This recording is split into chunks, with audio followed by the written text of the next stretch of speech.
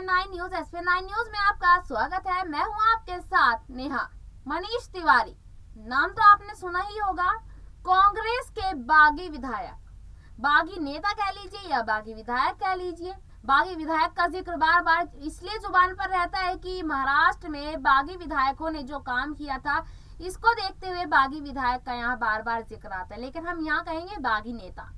मनीष तिवारी ने अध्यक्ष पद को लेकर, कांग्रेस पार्टी के अध्यक्ष पद को लेकर यहाँ पर बहुत बड़ा बयान दिया है। मनीष तिवारी ये कहते नजर आए कि इस तरीके के चुनाव तो यहाँ पर किसी कॉन्टेस्ट के भी नहीं होते जिस तरीके से यहाँ कांग्रेस अध्यक्ष पद के चुनाव कर रही है। और वाकई में ये बात एकदम सही है कि कांग्रेस के पास आज के वक्त में अध्यक्ष पद के लिए चेहरा नहीं है और इसी वजह से आज यहाँ पर इतनी ज्यादा विपक्षी पार्टियों की बातें सुनती मिल रही है। आपको बता दें कि इसी बीच जब मनीष तिवारी का जिक्र छिड़ा तो यहाँ पर मनीष तिवारी की संपत्ति को लेकर एक बड़ा खुलासा हुआ है। आपको बता दें कि कांग्रेस पार्टी के नेताओं की संपत्तियों को लेकर अब यहाँ बहुत ज्यादा चर्चा होने लगी है। कांग्रेस छोड़िए, विपक्षी पार्टी कह लीजिए, क्योंकि सत्ता में यहाँ बीजेपी है और बीजेपी के खिलाफ जो जाएगा वो बड़ा पछताएगा। इसी वजह से यहाँ पर कल मनीष सिसोदिया भी बड़ा पछताए। मनीष सिसोदिया के लॉकर में यहाँ छापा पड़ा। सीबीआई पहुंची पंजाब नेशनल बैंक में। जो मनीष सिसोदिया है, डिप्टी सीएम है दिल्ली के, उनके लॉकर की छानबीन हुई, लॉकर की जांच हुई। लेकिन मिला क्या?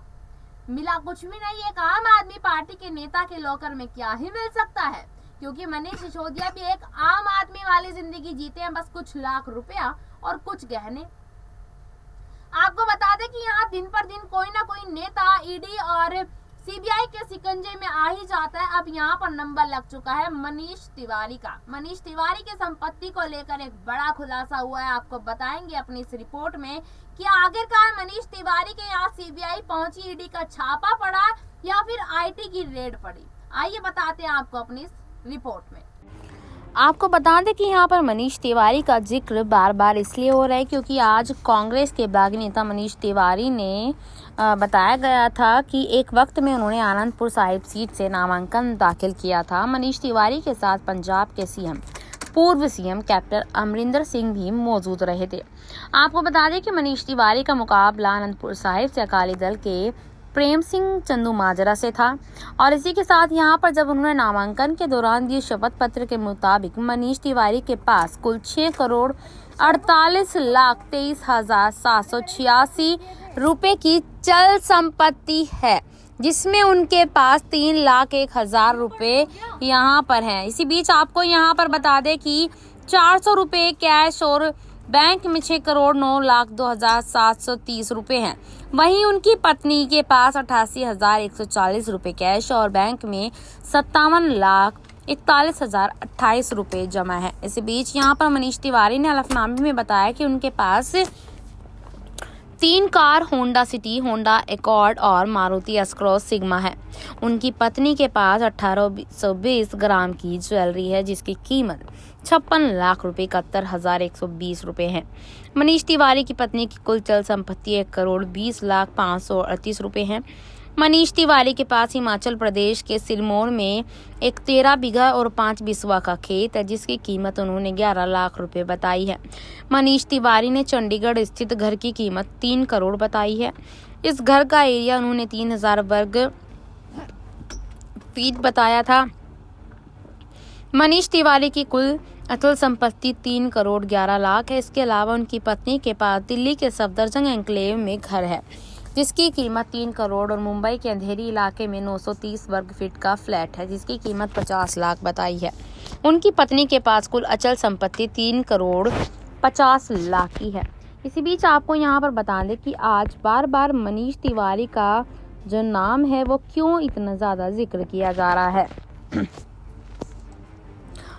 आपको यहाँ पर बता दें कि मनीष तिवारी ने कांग्रेस के अध्यक्ष पद को लेकर यहाँ पर एक मांग की है। इस बीच आपको बता दें कि मनीष तिवारी ने यहाँ कांग्रेस के अध्यक्ष पद के होने वाले चुनाव को लेकर खेल बताया है। कांग्रेस अध्यक्ष के प्रस्तावित चुनाव को निष्पक्ष और स्वतंत्र तरीके से कराने के दावे पर पार्टी के वरिष्ठ नेता मनीष तिवारी ने सवाल उठाए हैं और ट्विटर पर इस बारे में अपनी राय जाहिर की है। ट्विटर पर कांग्रेस पार्टी में चुनाव करवाने की प्रक्रिया के प्रमुख मधुसूदन को टैग करते हुए मनीष तिवारी ने मिस्त्री से पूछा है कि जब पार्टी की मतदाता सूची सार्वजनिक रूप से उपलब्ध ही नहीं है तो यह चुनाव निष्पक्ष और स्वतंत्र कैसे हो सकता है। तिवारी ने कहा कि निष्पक्ष और स्वतंत्र चुनाव के लिए जरूरी है कि मतदाताओं के नाम और पते कांग्रेस की वेबसाइट पर पारदर्शी तरीके से प्रकाशित किए जाए।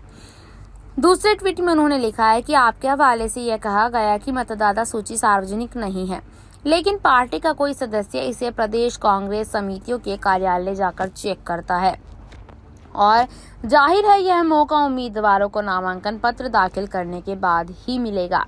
इसके साथ ही कांग्रेस कार्य समिति ने पार्टी अध्यक्ष के चुनाव का ऐलान किया है, न कि 36 राज्यों की प्रादेशिक समितियों के अध्यक्ष का।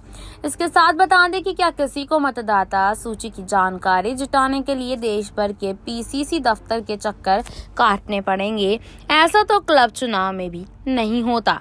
इसलिए मैं निष्पक्ष और पारदर्शी चुनाव के लिए आपसे मतदाता सूची की पार्टी की वेबसाइट पर प्रकाशन की मांग कर रहा हूं। चौथे ट्वीट में उन्होंने लिखा और पूछा, ऐसे में कांग्रेस का कई नेता कैसे चुनाव लड़ने की सोच सकता है जब उसे मतदाताओं के बारे में जानकारी नहीं होगी। नामांकन पत्र भरने के लिए भी उसे कांग्रेस के 10 सदस्यों को प्रस्तावक बनाना पड़ेगा, इसलिए उनके नाम पतों की जानकारी चाहिए।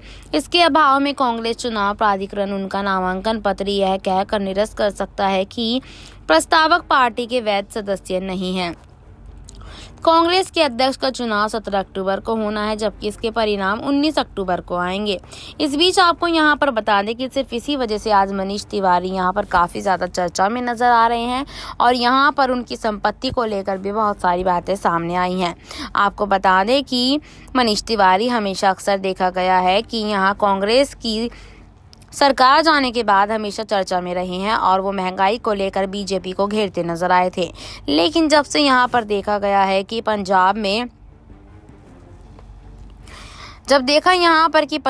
मनीष तिवारी जो हैं बागी होते हुए नजर आए थे और जैसे ही यहाँ पर वो देखा गया कि कैप्टन के साथ अलग होते हुए नजर आए, क्योंकि जब देखा गया था कि जो पूर्व मुख्यमंत्री पंजाब के कैप्टन अमरिंदर सिंह का जो दौरान इस्तीफा हुआ था, उस दौरान यहाँ मनीष तिवारी भी काफ़ी ज़्यादा चर्चा में आए थे। और बता दें आपको कि मनीष तिवारी हमेशा से चर्चाओं में बने रहते हैं, खासकर महंगाई और बेरोजगारी को लेकर। लेकिन अगर यहाँ देखा जाए तो गुलाम नबी आज़ाद पर भी मनीष तिवारी ने निशाना साधा था। उन्होंने बोला था कि मैं कांग्रेस का किराएदार नहीं हूँ। इसी बीच आपको यहाँ पर बता दें कि जिस तरीके से यहाँ देखा गया कि मनीष तिवारी की चल और अचल संपत्ति को लेकर हमने आपको बताया, जिक्र किया, उसी तरीके से आपको बता दें कि यहाँ मनीष तिवारी की पत्नी के नाम कितनी संपत्ति, उनके बच्चों के नाम कितनी संपत्ति है, जो कि हमने आपको यहाँ बताया है। इसी के साथ आपको बता दें कि अक्सर आपने देखा होगा कि हमारे न्यूज़ रूम की रिपोर्ट यहाँ पर संपत्तियों को लेकर खुलासे करती हैं। देखिए आपको बता दें कि यहाँ ये जो संपत्ति को लेकर बात की जाती है ये एकदम सच होती है और एकदम सही आंकड़ों के अनुसार आपको संपत्ति की जानकारी पहुँचाई जाती है। अक्सर संपत्ति को लेकर जो जिक्र किया जाता है वो इसलिए किया जाता है क्योंकि आजकल देखा गया है कि बीजेपी यहाँ पर ईडी और सीबीआई वाली तामा झामा खेल रही है कि हर नेता और विधायक के घर यहाँ पर सीबीआई को पहुँचा देती है, इसलिए संपत्ति को लेकर बातें की गई है। ऐसी तमाम खबरों के लिए जुड़े रहिएगा SPN 9 न्यूज के साथ। और इस खबर से रिलेटेड आपको कोई भी सवाल पूछना है तो आप नीचे दिए गए कमेंट बॉक्स में जरूर पूछ सकते हैं। धन्यवाद।